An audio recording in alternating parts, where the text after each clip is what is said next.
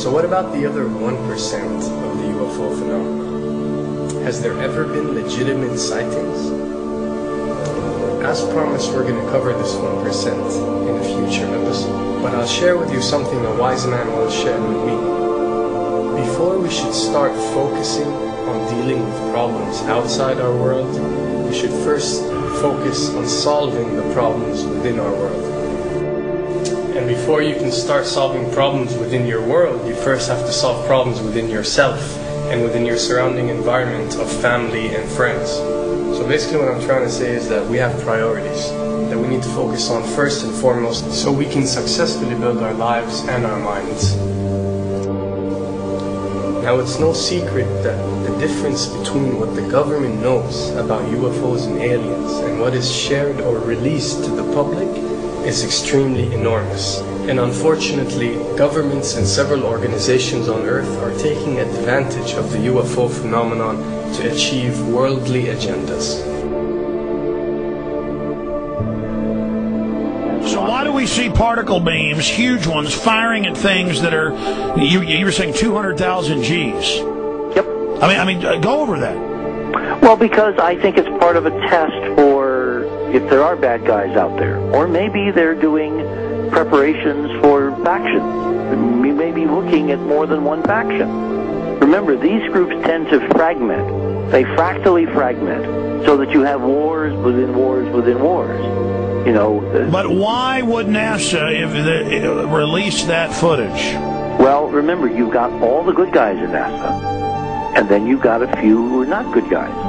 The good guys don't know that there's something to keep secret. They remember, the lie's different at every level. They believe the lies they've been told.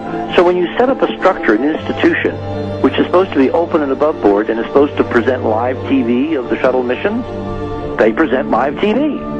Now, the controllers can't say, oh, well, you can broadcast this, but you can't broadcast that. Because the honest guys will then say, sure. Well, why can't we broadcast that? So people always say if this was happening, it would come out, and it is coming out. Well, I mean, I agree with you. When you've got the Catholic Church saying we need to love the aliens, they're our brothers, when you've got every major denomination saying it, when you've got all the movies, and you've got, you know, in the 80s, huge programs at the Olympics with aliens landing, you know, fake aliens, and you've got huge things the size of 3 football fields floating over Dallas, and stuff all over the place. Something's going on, and then I read government documents about fake extraterrestrial landings. You know, any of this. Why? I mean, you believe it's fake. Remember Operation Northwoods? Yes. Okay. Or we can go to the, September 11th. Governments do huge, big things to sway populations at key nodal points in history. They love hoaxes. Yeah, well, it's manufactured history is what it is. We are building, I mean, all my UFO friends, I need to shake them because they're so, frankly, they're extremely naive, Alex. They really believe we're building toward disclosure. I believe we're building toward a mass, carefully manufactured, fake event where ETs, who are really humans, who are really part of this secret clique, who are probably Nazis, you know, who have developed or perfected their technology from World War II, which is why you've got to get, you know, Joseph on. They are going to basically fake out the world. And there's an incredible window on the Nazi black ops programs, the compartmentalized, incredible high technology efforts that were being funded by the Nazi war machine, particularly toward the end of the war, in a desperate effort to win the war, and they fastened their hopes on several key technologies, some of which appear to be the control of gravity itself, which again is a separate piece of data from my work, which came at this from a hyperdimensional physics perspective. I mean, we know there's a lot of suppressed technology. I mean, 20 years after the B-2 bomber was already in service, they declassify it. So we have a lot of cases of that. We know there's a whole shadow government. This is technology and physics, Alex, that would make anything you think you know like a candle flame compared to a hydrogen bomb. This is a physics that literally allows you to rearrange time.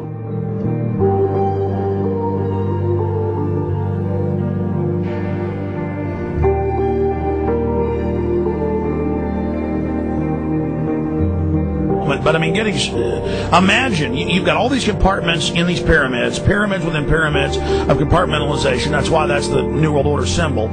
And we don't know what they've got because they are so secret. We know they lie so much. We just know it's advanced. Mainline scientists say they're 30 years advanced. So Richard C. Hoagland, what I'm saying to you is, I'm entertaining what you're saying. I respect you. I think you're a great guy.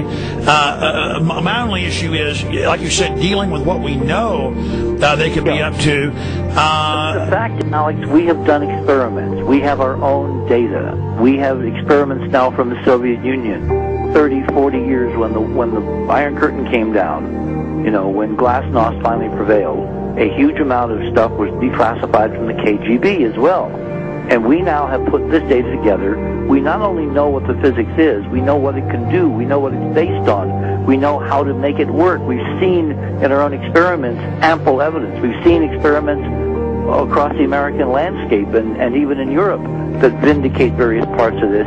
And the latest thing I'm working on, it looks like von Braun himself was deeply involved in some of this early physics experimentation, but they're keeping all the good stuff for themselves. The reason is that if we got access to the good stuff, if we got access to the technologies, the energy, we wouldn't be worried about $4, $5 a gallon gas or $10 a gallon gas. We would live like people are supposed to live, all 6 billion of us who could live lightly on the earth, Alex, with this technology. And live longer. Absolutely, and better, and you could live to 200-300 and have the virility of your 20s and 30s. There's extraordinary medical breakthroughs, there's extraordinary physics breakthroughs, technology breakthroughs, energy. It's all been kept away.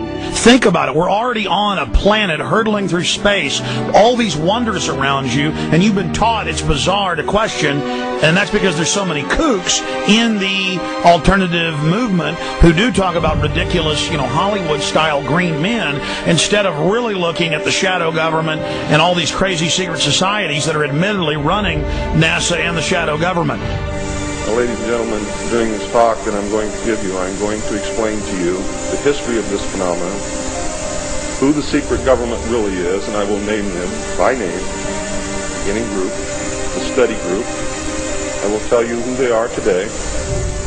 I'm going to tell you what this is all about. I'm going to tell you who's selling drugs to your children, and I'm going to tell you why the United States government is afraid for you to find out what the truth is regarding UFOs.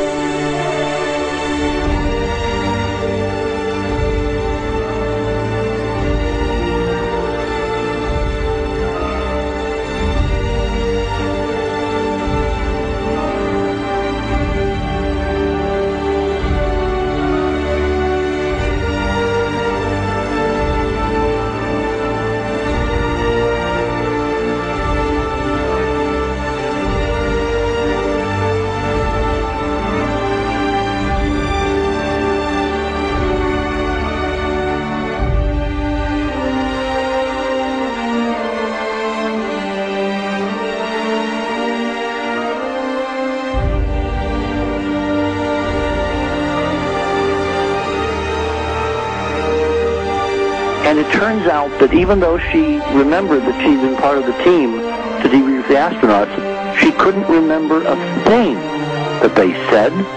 She couldn't remember why she no longer was working with NASA.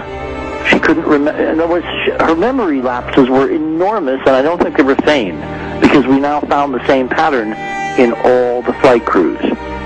Because the awful truth, Alex, is they have been brainwashed. They have been mind controlled. They have had a technology, a very sophisticated technology, which took away the real missions that they experienced.